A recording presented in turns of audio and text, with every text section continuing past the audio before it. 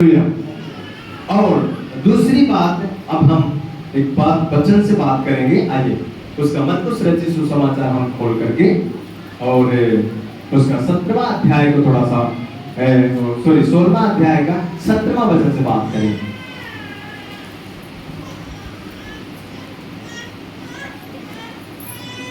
पढ़ेंगे। विश्वास करने वालों में यह चिन्ह होंगे।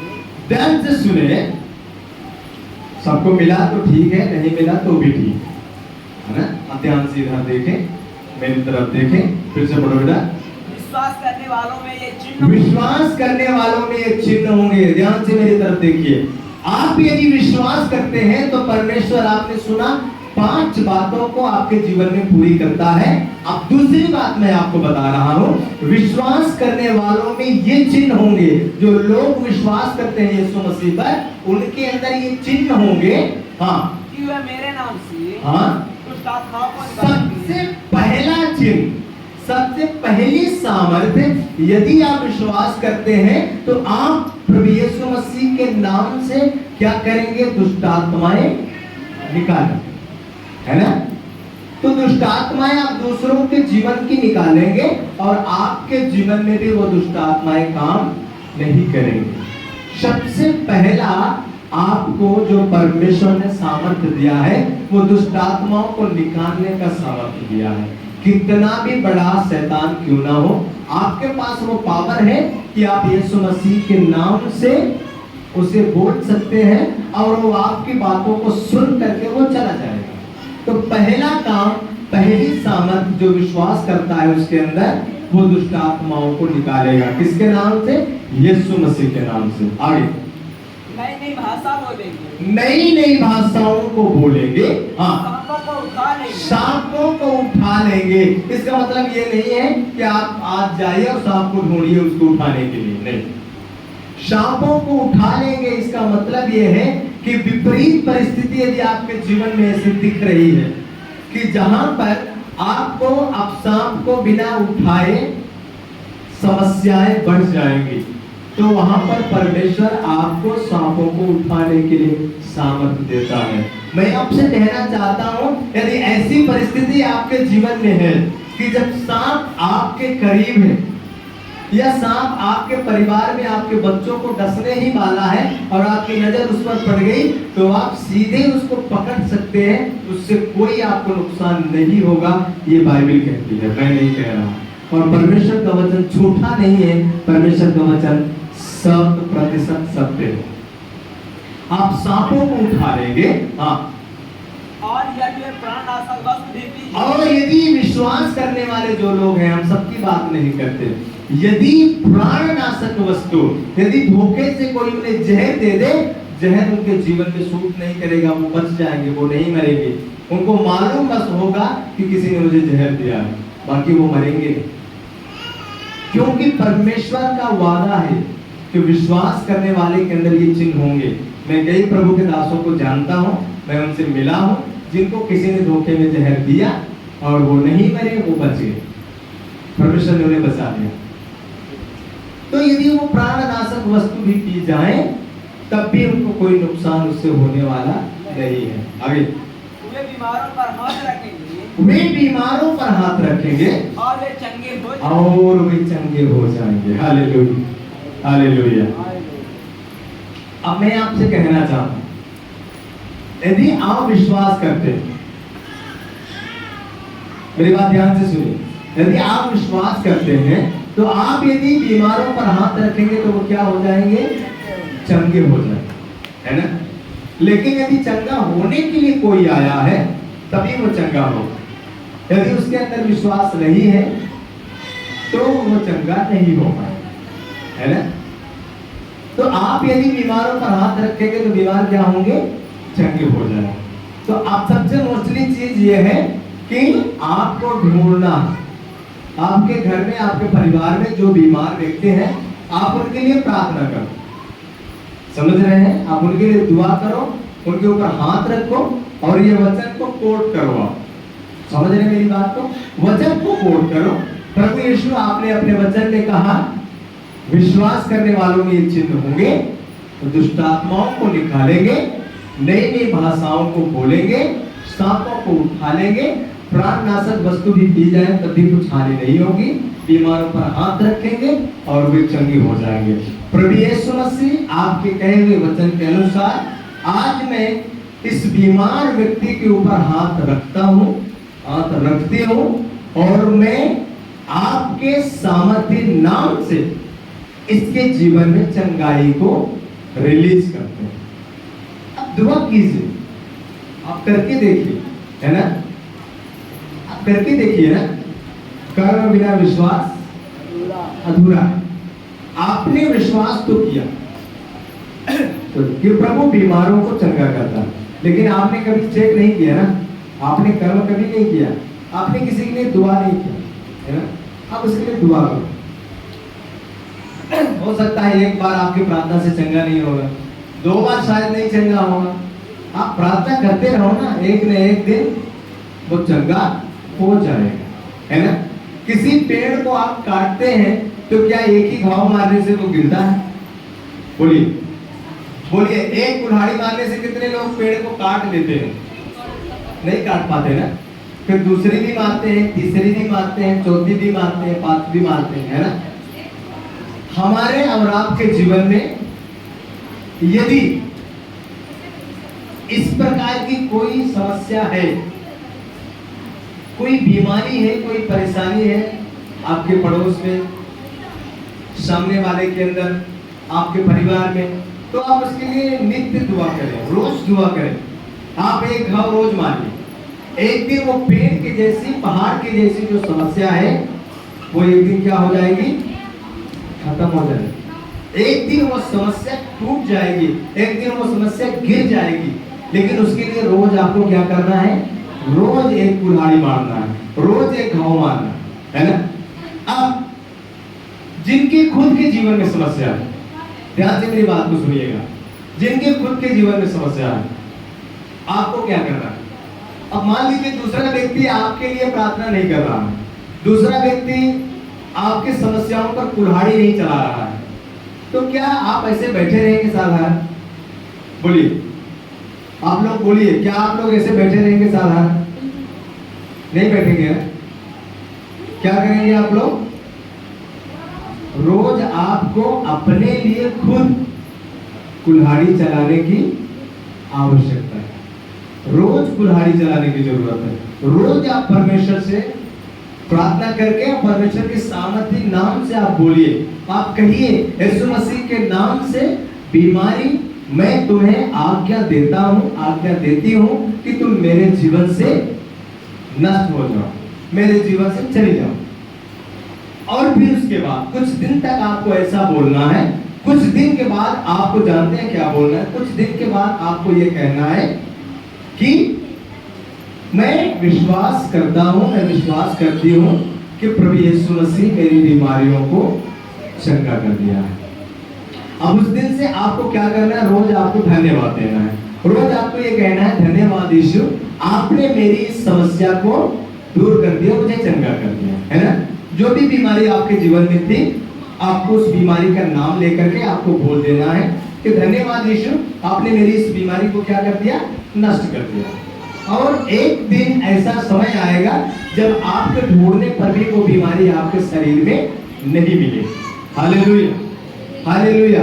ये काफी लोगों का प्रैक्टिकल है ना, मेरा भी प्रैक्टिकल है, और ये आपके विश्वास के अनुसार आपके जीवन में होगा, आपके विश्वास के अनुसार आपके जीवन में हो जाएगा। हालेलुया। तो विश्वास करने वालों में ये चिन्ह पाए जाएंगे। अब दूसरी बात मैं आपको बताना चाहता हूँ, आज का जो वचन है जिसपे हमें कोट करने की आवश्यकता है, उस वचन में हम जाएंगे। आइए खोलिए ना मत्ती रचित सुसमाचार, उसका 11वां अध्याय, उसका 28वां वचन। बहुत ज्यादा पहचाना वचन है, आप सबों ने इस वचन से बहुत बार प्रचार सुना होगा और आपने बहुत बार इसको पढ़ा होगा, लेकिन आज फिर हम उसी वचन से बात करेंगे। खोलिए मत्ती रचित सुसमाचार, उसके 11वां अध्याय, उसका 28वां वचन। तू ये काम किस अधिकार से करता है? कहाँ पढ़ रहे हो बेटा? हे सब परिश्रम करने वालों, हाँ ध्यान से सुने, हे सब परिश्रम करने वालों और बोझ से दबे हुए और बोझ से दबे हुए लोगों मेरे पास आओ, मेरे पास आओ, मैं तुम्हें विश्राम दूंगा। Hallelujah, hallelujah.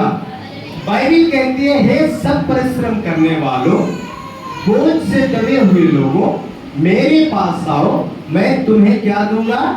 विश्राम दूंगा, आराम दूंगा, है ना। अब यहां पर किसी भी बोझ का नाम नहीं लिखा है।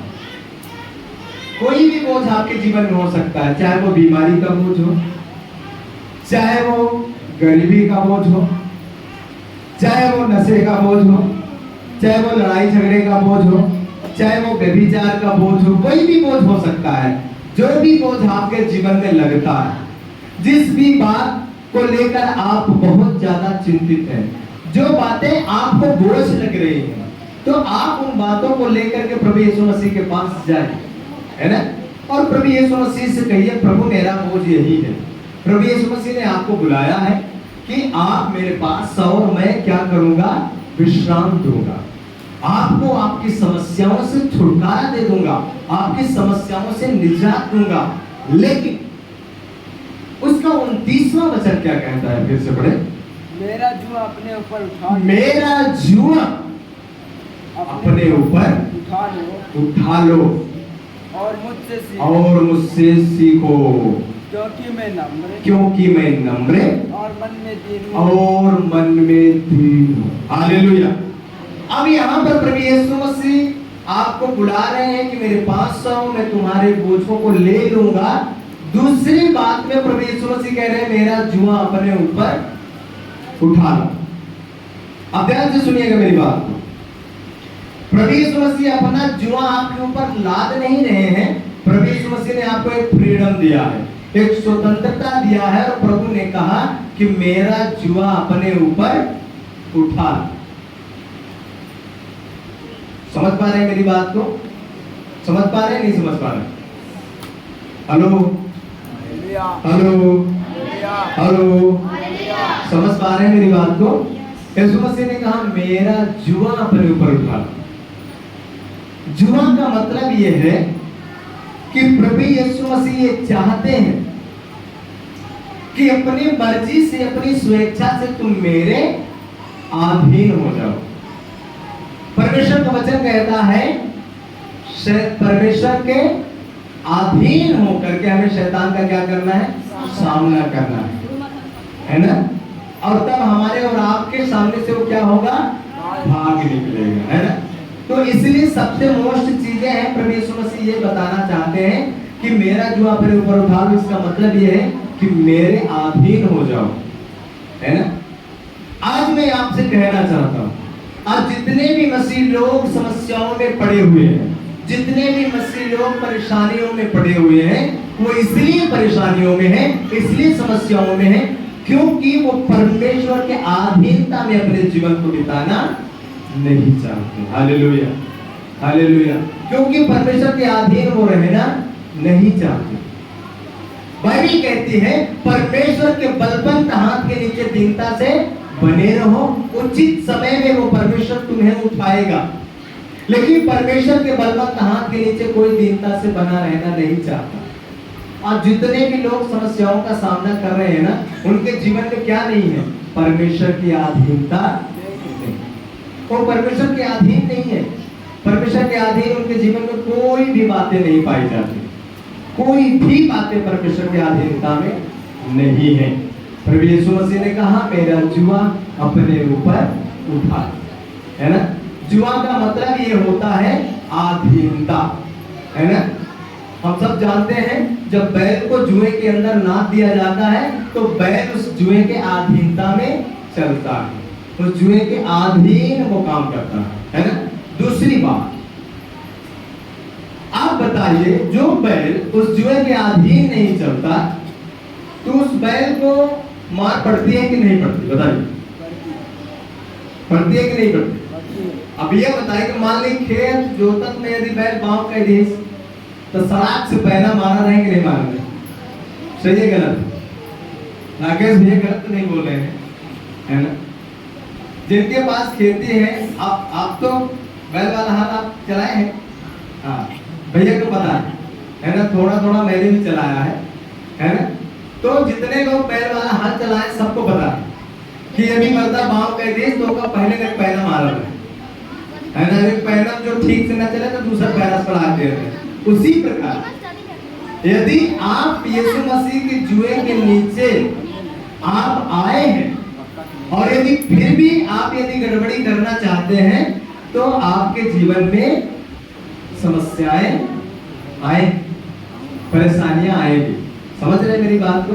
यदि जुए की अधीनता में रह के आपने सही तरीके से काम नहीं किया है और कुछ बर्दा फिर हाथ में बैठी जा रहे हैं तो उनका फिर रात के भोजन नसीब नहीं होता, यह बात है। तो यदि आप परमेश्वर के जुए के नीचे आकर के और आप फिर नमक हरामी करेंगे, ईमानदारी से जीवन नहीं जिएंगे, तो सबसे पहली बात पैना तो मिलवा ही करी, दूसरा बात भोजन न मिले। एवं बात को समझ ले, है ना।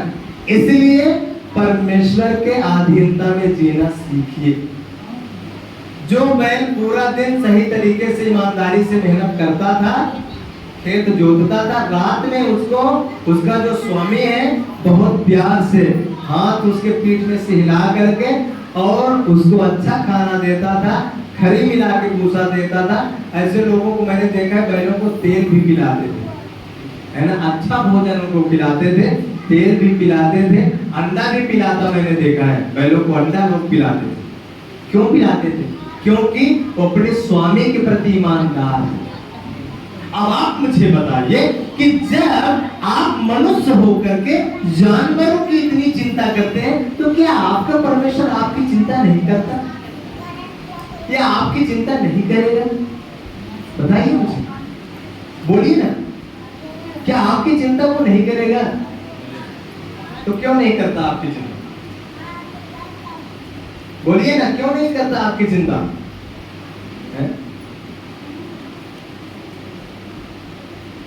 बोलिए ना, क्यों नहीं करता आपकी चिंता भाई? हैं?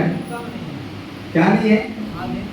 हाँ, अधीनता में नहीं है। भाई लोग तो ऐसे बैठे हैं जैसे कितना थके हुए हैं, जैसे मड़ाई के बिहार जुए जा, मतलब रात भर तो बारात में मेहनत करे रहा था, बिहने पे चाहे पही ताहे सो जाए, वही प्रकार से हो चाहे पाए तो ताहे आराम से नींद ले रहे। कोई किसी से मिलने वाली नहीं है, सारी जिंदगी आप आलस के साथ बिता दीजिए, कुछ भी होने वाला नहीं। आप यदि परमेश्वर के अधीनता में नहीं चलेंगे तो परमेश्वर आपको आशीष नहीं देंगे। मैं आपको खुल के बताना चाहता हूं, आज जितने भी लोग समस्याओं में जूझ रहे हैं तो कहीं न कहीं उनका जीवन परमेश्वर के खिलाफ है, कहीं न कहीं उनके जीवन में अधीनता नहीं। समझ रहे मेरी बात को? अधीनता में रहना आप सीखें, क्योंकि शत्रु आपकी खोज में है, शत्रु आपकी खोज में है, आपको पकड़ने की खोज में है ना। आज रात में मैंने एक स्वप्न देखा और मैंने उस स्वप्न को देखा कि एक बहुत बड़ा अजगर, और तब मैंने उसको बाइबल में देखा कि अजगर मतलब इब्लीस, बाइबल में लिखा है वो बड़ा सांप अजगर जिसका नाम इब्लीस है, और वो इब्लीस मतलब शैतान। तो आज रात में मैंने उस इब्लीस को, बहुत बड़े अजगर को मैंने देखा कि मैं एक जगह गया हुआ था और वो पानी के अंदर था, और पानी के अंदर से उछल करके मेरे पैरों को जैसे ही पकड़ने के लिए दौड़ा तो मैं एक बहुत ऊंचाई में दौड़ करके पकड़ तो लिया, ऊंची जगह को पकड़ लिया, लेकिन चढ़ने के लिए मुझे मुश्किल पड़ रहा है। अब मेरे पैर और अजगर की दूरी सिर्फ एक बीता थी। कितनी दूरी थी? एक बित्ते की दूरी थी। एक बित्ता वो ऊपर आए तो मुझे पकड़ ले। अब मैं बहुत परेशानी में पड़ गया। अब मैंने वहां पर कहा कि प्रभु यीशु आप कुछ कीजिए, यही मेरे शब्द हैं। मैंने कहा प्रभु यीशु आप कुछ कीजिए, और उसके बाद मुझे एक रास्ता उसी समय दिखाई दिया, क्योंकि उस जगह को मैं चढ़ नहीं सकता था, क्योंकि वो पूरी सीधी थी और पैर टिकाने के लिए कोई जगह नहीं थी वहां पर। तो प्रभु ने एक दूसरा रास्ता मुझे दिखाया और मैं सीधे उसको पकड़े हुए सीधे एकदम ऐसे करके और ऐसे छलांग मारा कि उस जगह में पहुंच गया और वहां से मैं ऊपर चढ़ गया जहां अजगर नहीं आ सकता। और उसके बाद जब मेरी नींद खुली तो मैंने देखा प्रभु आपका वचन बताता है कि अजगर मतलब इब्लिस मतलब शैतान। इसका मतलब यह है कि शैतान इन दिनों में पवित्र लोगों के पैरों को पकड़ने के लिए दौड़ रहा है ताकि वो आगे ना बढ़े, ताकि आगे जाकर के और भी परमेश्वर का काम वो ना करे। मेरे समझ में आ गया। जब जैसे ही वो अजगर मेरी तरफ आया मुझे पकड़ने के लिए मेरे पैर को, तब मेरी समझ में आ गया मैं जानता, लेकिन वो कितनी भी कोशिश करे परमेश्वर के काम को वो रोक नहीं सकते। समझ रहे मेरी बात को?